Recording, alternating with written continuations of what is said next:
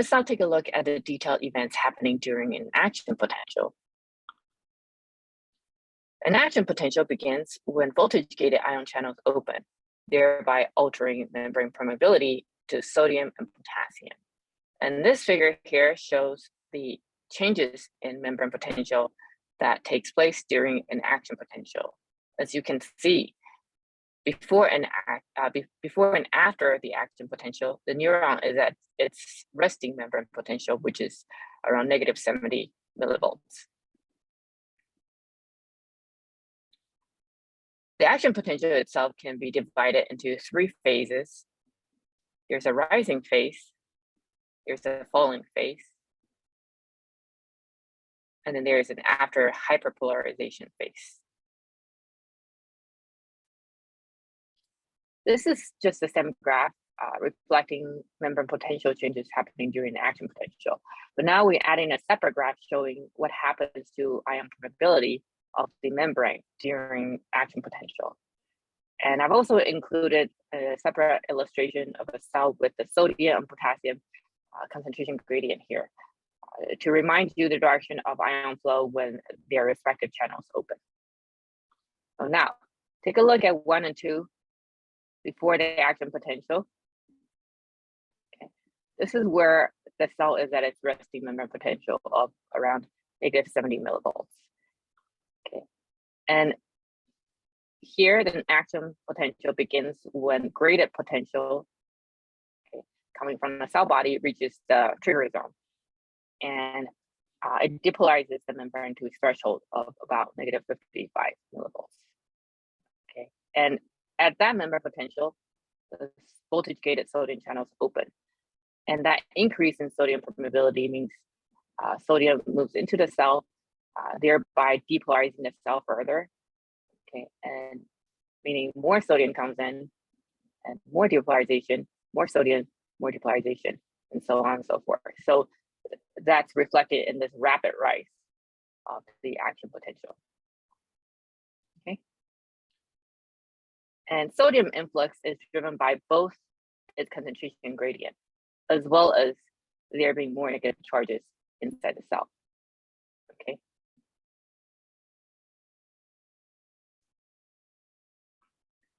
Now, as we reach the top third of this rising phase, you can see that inside the cell has now become more positive than the outside, okay, because our membrane potential is now above 0 millivolts. Okay, that means the electrical driving force that moves sodium into the cell is now gone. However, because even at this membrane potential, the sodium concentration is still much higher outside.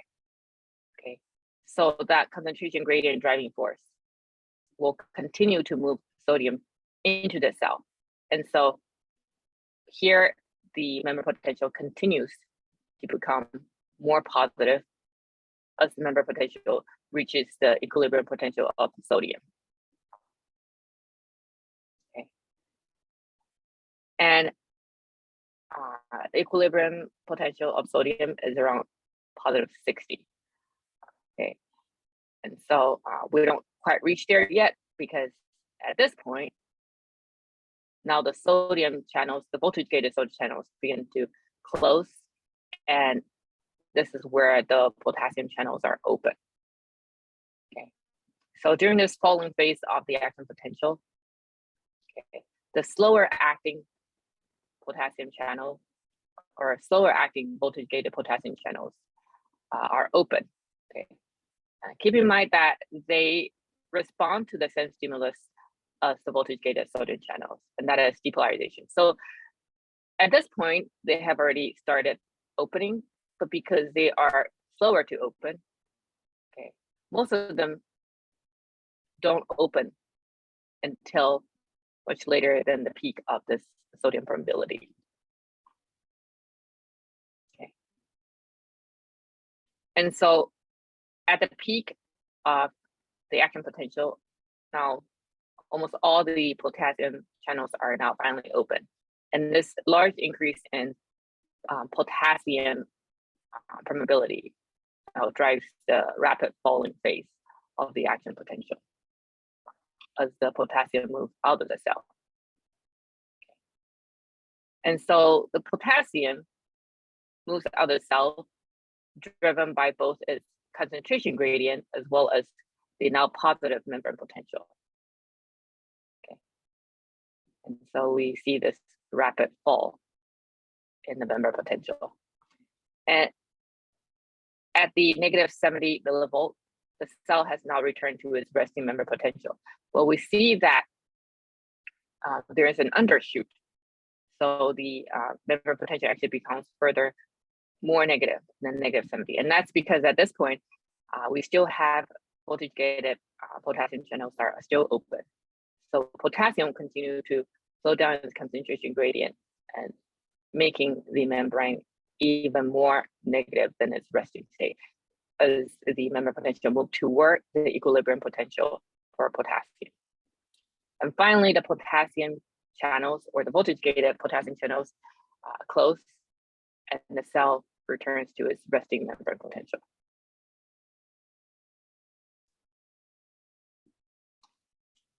And so to summarize, the action potential occurs when voltage-gated ion channels in the membrane open, increasing the cell's permeability first to sodium, which moves into the cell, and then to potassium, which leaves the cell. So the sodium influx depolarizes the cell. Okay? And this depolarization is then followed by potassium efflux, which then hyperpolarizes the cell. Well, it brings the membrane potential back to resting membrane potential, and then further hyperpolarizes the cell. Okay. And finally, the closing of those voltage-gated potassium channels returns the membrane potential to its resting state.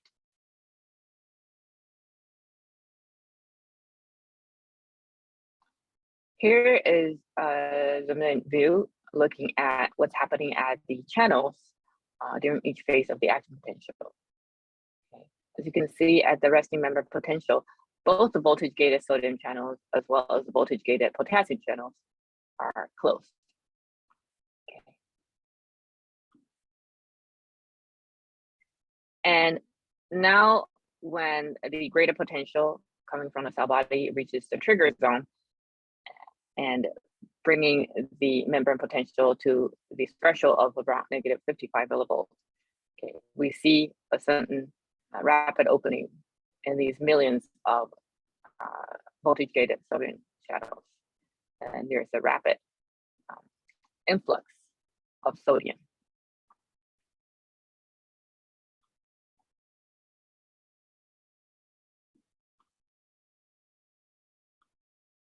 Okay, and in the falling phase of the action potential, the sodium channels are now closed. Okay, and most of the potassium channels are now open. The voltage-gated potassium channels are now open. And potassium leaves the cell. Okay, so positive charges leaving the cell, meaning the membrane potential now becomes more negative.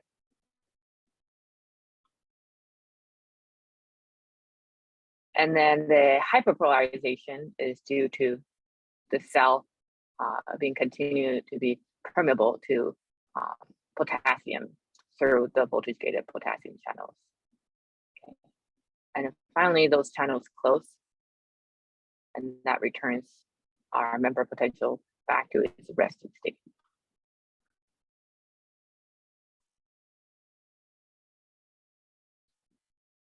We now talk about the refractory period. So the double-gated sodium channels play a major role in a phenomenon we call refractory periods. The absolute refractory period refers to the fact that once an action potential has begun, a second action potential cannot be triggered for about 1 to 2 milliseconds. And that's no matter how large the stimulus we have. Okay. And this delay represents the time required for the voltage-gated sodium channels to reset to their resting positions. And because of the absolute refractory period, a second action potential cannot occur before the first one has finished. And as a result, action potentials moving from trigger zone to axon terminal cannot overlap and also cannot travel backward. Okay, so this also explains the unidirectionality and how signals move through a single neuron. Now, we also have the relative refractory period, which follows the absolute refractory period. And during this period, some but not all sodium channels have not reset to their original position. And potassium channels are still open. So these factors together make triggering another action potential still more challenging. But during this period, a second action potential is now possible with a stronger than normal stimulus. Okay, so during this period, with a stronger than normal stimulus, we can force some of these sodium channels that have not yet reset to its original position to reopen. Okay. So the importance of all this is that refractory periods limit the rate at which signals can be transmitted down a neuron. The absolute refractory period also ensures there is that unidirectionality of action potential travel from cell body to axon terminal by preventing the action potential from traveling backwards. This is illustrating the same concept of that absolute refractory period being the first 1 to 2 milliseconds immediately after that first action potential has begun, and during which it's impossible to trigger a second action potential, no matter how large the stimulus is. And then in the 2-3 seconds that follow, we have our relative refractory period, during which with a stronger than normal stimulus, we can actually trigger a second action potential.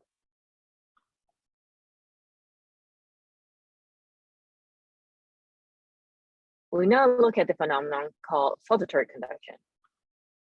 Saltare is the Latin word for to leap. And saltatory conduction refers to the phenomenon we see in myelinated axons, where the action potential appears to leap from one node of ROMVA to the next, down the length of the axon. And conduction of action potential is faster with higher resistance membrane from that myelin sheath, because there is a reduction in the current leakage. Okay. That's in contrast to the unmyelinated axon, where we have the entire axon exposed to the extracellular fluid. Okay, and throughout the length of the axon here, we can see current leak out of the membrane. Okay, and so in contrast to that, myelinated axons limit the amount of membrane in contact with the extracellular fluid. And in these axons, we see small sections of bare membrane, the nodes of ROMVA, that alternates with segments of myelin sheath. And the myelin sheath effectively function as a high resistance wall that prevent current leak out of the cytoplasm. Okay. As an action potential passes down the axon from trigger zone to the axon terminal, it passes through these alternating regions of myelinated axon and nodes of ROMVA. And the conduction process is more or less similar to what we've seen with unmyelinated axons, which we previously described, except that now it only occurs at the nodes of ROMVA. So each node has a high concentration of voltage-gated sodium channels, which open with depolarization and allowing sodium influx into the axon. Okay. And sodium influx reinforces the depolarization and restores the amplitude of the action potential as it passes from one node to the next. Okay, so that means the action potential is being regenerated at each node of ROMVA. Okay. So what makes conduction more rapid in myelinated axons? Well, first, the conduction speed down the axon is dependent on two major factors. One is the size or the diameter of the axon, and bigger diameter generally means faster conduction. And the second factor, other than diameter, is whether the axon is myelinated or not. Okay, and one that is myelinated is going to conduct faster than one that's not myelinated. Okay. Also, channel opening slows down the conduction slightly. So in the unmyelinated axons up here, the channel actually has to open sequentially all the way down the axon, okay, in order to maintain the amplitude of the action potential. So an analogy to this is consider moving the computer cursor across the screen by repeatedly pressing the space bar. Okay. And using that same analogy, okay, the solitary conduction will be moving the cursor across the screen by pressing the tab key. Okay, you'll see it skip from one note to the next. Okay, because in the myelinated axons, only the nodes need sodium channels because of the insulating properties of myelin membrane. Okay, and so that means as the action potential passes along the myelinated segments, the conduction is not slowed down by the channel opening.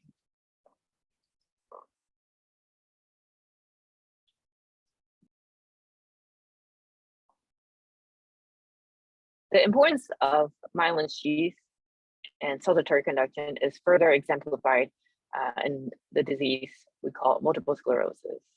And there are other demyelinating diseases, but multiple sclerosis is probably the most well-known that you may have heard of.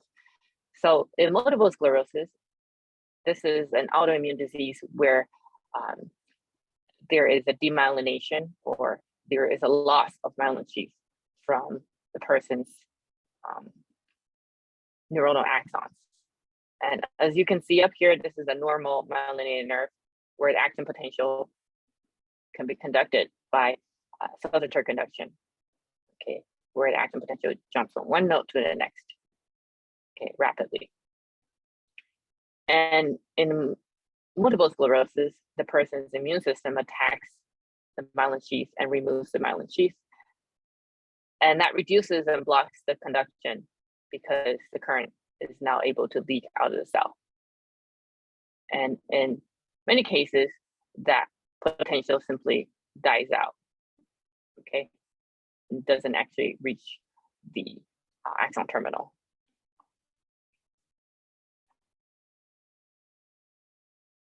Now, some toxins and anesthetics related to action potential. Okay. So pufferfish contains tetrodotoxin, which functions as a sodium channel blocker. And tetrodotoxin, therefore, is able to inhibit the firing of an action potential in neurons by binding to the voltage-gated sodium channels. Okay. And that blocks the passage of sodium influx, which is responsible for the rising phase of action potential. This prevents the nervous system from carrying messages and also inhibits muscles from being able to flex in response to neuron stimulation. Okay.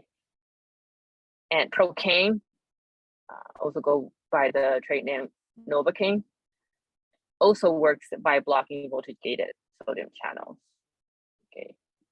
And with that, it can be injected locally to prevent the sensation of pain.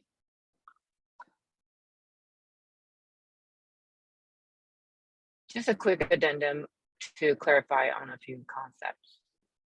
So threshold stimulus is different than threshold membrane potential. Threshold stimulus is the minimum stimulus that's necessary for a neuron to fire an action potential. Okay, and that stimulus can be supplied through an upstream neuron, or it can be supplied through an electrode. Okay, and so whereas threshold membrane potential is the minimum membrane potential that needs to reach the trigger zone in order for the neuron we're looking at to fire an action potential. Okay, so make sure you understand the distinction between the two. So we've mentioned that action potentials are all or none, and once generated, they're all the same amplitude. So then how can your central nervous system determine whether a particular stimulus is intense or weak? Okay, so once generated, all action potentials are independent of stimulus strength. That means all action potentials are alike. And really, the way that your CNS is able to determine the strength of that signal is in the frequency of that action potential. Okay, so strong stimuli generate nerve impulses more often in a given time interval than do weak stimuli. Stimulus intensity is coded for by the number of impulses per second. So that is to say, by the frequency of action potentials rather than by increasing the strength or amplitude of the individual action potential.